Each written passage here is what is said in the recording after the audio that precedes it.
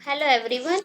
अब आप सबको HTML लेक्चर के अंदर उतना समझ आ गया है कि HTML का यूज करके हम वेबसाइट का स्ट्रक्चर बनाते हैं। अभी देखने वाले हैं कि HTML का यूज करके हम लॉगिन पेज कैसे बनाएंगे। ठीक है, तो पहले हम फटाफट VS कोड को ओपन करते हैं। और ओके, तो देखो हमने VS कोड ओपन कर दिया और मैंने form.html फाइल बना के रख दिया। यहाँ पर हम एक नाम दे देते हैं सिंपल, जो हम पेज बना रहे हैं वो हमारा है लॉगिन पेज। ओके, अब इसको हम H1 टैग के अंदर यहाँ पर यूज करने वाले हैं हमारा लॉगिन पेज।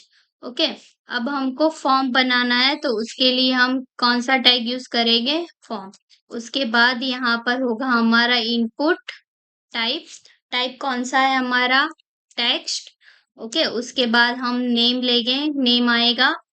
ओके, अब हमको लॉगिन पेज के अंदर हमको यूजर नेम चाहिए, तो यूजर नेम के लिए हम एक लेबल का यूज करेंगे यहाँ पर। ठीक है, यूजर नेम। ओके, इसको हम सिंपल रन करके देखते हैं। यहाँ पर हमारा आ गया, देखो लॉगिन पेज आ गया, यूजर नेम आ गया। अब इसको हम br टैग यहाँ पर लगा के दूसरा यहाँ पर एक br यूज कर लिया। अब हमको दूसरा लेबल लगाना पड़ेगा, किसके लिए? पासवर्ड के लिए। ठीक है, तो यहाँ पर हम लगा देते पासवर्ड। उसके बाद आएगा again input type. Input type हमारा कौन सा है? पासवर्ड, बिकॉज हमको पासवर्ड को हाइड रखना है, इसके लिए हम टेक्स्ट के अंदर हमको उसको नहीं दिखा सकते। यहाँ पर आएगा पासवर्ड। ओके, उसके बाद हम यहाँ पर दो br टैग को यूज करते हैं। उसके बाद यूजर नेम पासवर्ड हमारा आ गया।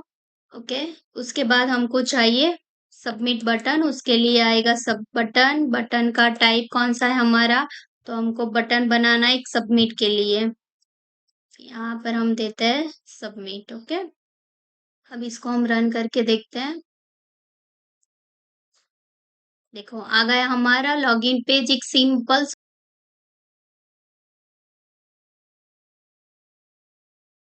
ओके, तो यहाँ पर हमारा यूजर नेम पासवर्ड बटन हो गया। अब इसको यहाँ से हम यूज करेंगे place holder, enter your name के, और यहाँ पर एक दूसरा प्लेस होल्डर लिखते हैं, एंटर योर पासवर्ड। ओके, अब इसको हम रन करके देखते हैं। तो देखो आ गया, यूजर नेम के अंदर बाय डिफॉल्ट दिखता है एंटर योर नेम और पासवर्ड। आपने बहुत सारी वेबसाइट के अंदर देखा होगा कि ऐसे बाय डिफॉल्ट आपको दिखाता है। देखो मैंने यहाँ पर निशा लिखा तो वो चला जाएगा। ठीक है, हाँ हम कुछ भी लिखते हैं। देखो यहाँ पर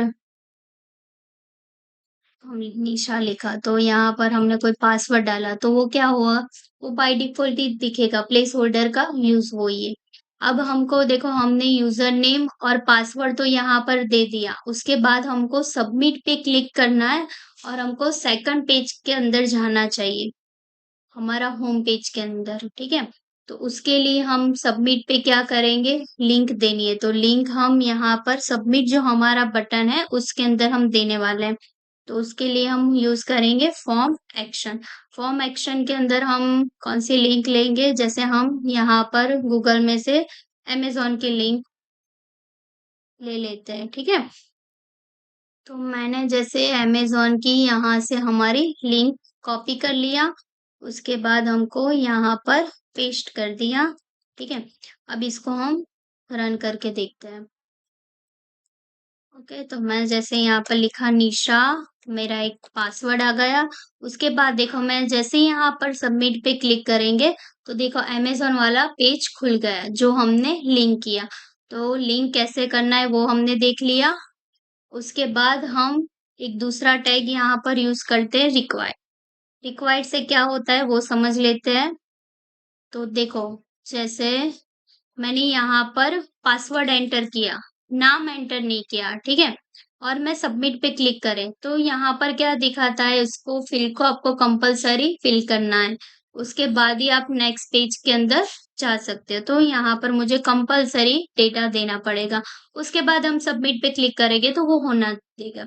ठीक है, तो उसके लिए हमको यहाँ पर रिक्वायर्ड टैग का, तो जैसे आप कोई वेबसाइट बना रहे हो और उसके अंदर आपको कंपलसरी यूजर्स का डेटा चाहिए, तो उसके लिए आपको कौन सा टैग यूज करना है, रिक्वायर्ड। ओके, अब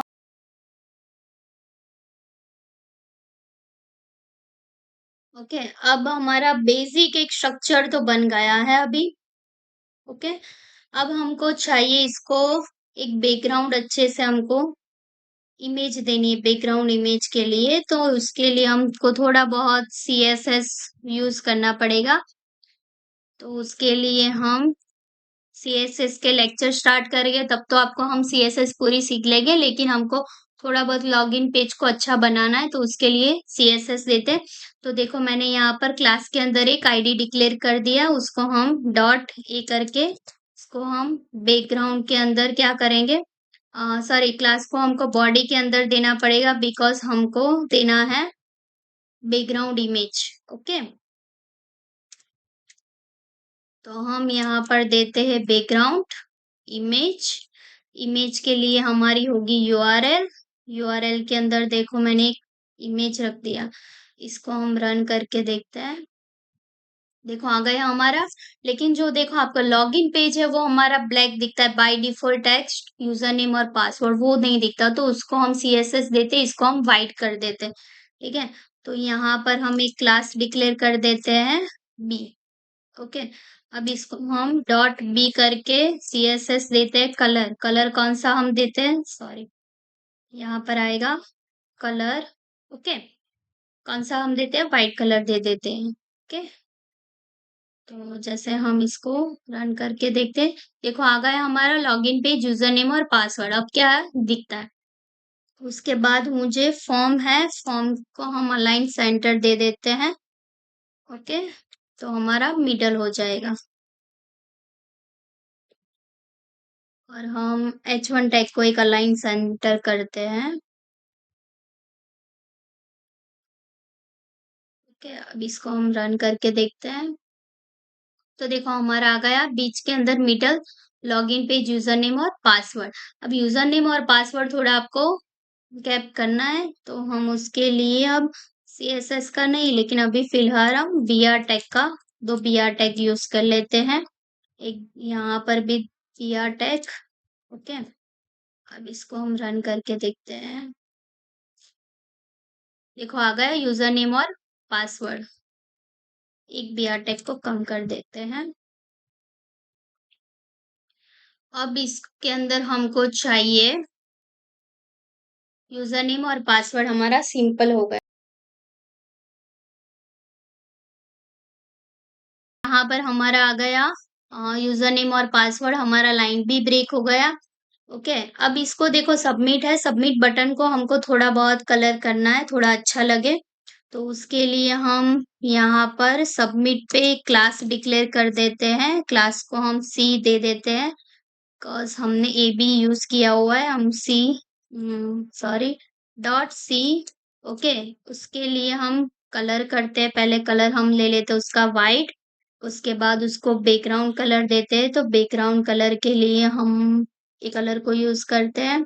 उसके बाद उसकी हम थोड़ी बहुत हाइट दे देते हैं बटन की, आ, ले लेते हैं 100, सॉरी 15 पिक्सल। ओके, उसके बाद उसकी विड्थ विड्थ हम देते हैं उसको 70 पिक्सल। इसको हम रन करके देखते हैं कि हमारा आया कि नहीं। ओके, आ गया, लेकिन उसकी हाइट जो है थोड़ी बहुत ज्यादा हो गई है, तो उसको हम थोड़ा बहुत कम करते हैं, यहाँ पर 30 पिक्सल। ओके, अब देखते हैं आ गया हमारा। ओके, तो देखो अब अच्छा लगता है। तो सिंपल अगर हमको HTML का यूज करके हमको लॉगिन पेज या रजिस्टर पेज बनाना है, तो हम कैसे बनाते हैं वो आज हमने देख लिया। ठीक है, इसको अगर आपको रिस्पॉन्सिव पेज बनाना है, तो उसके लिए हमको आगे लेक्चर के अंदर हम देखेंगे वन बाय वन CSS का जैसे हम यूज करेंगे। तो CSS जावास्क्रिप्ट से क्या होगा, आपका डिजाइनिंग अच्छा होगा और आपका रिस्पॉन्सिव पेज दिखेगा। ओके, तो आज के लेक्चर के लिए इतना ही। Thank you so much.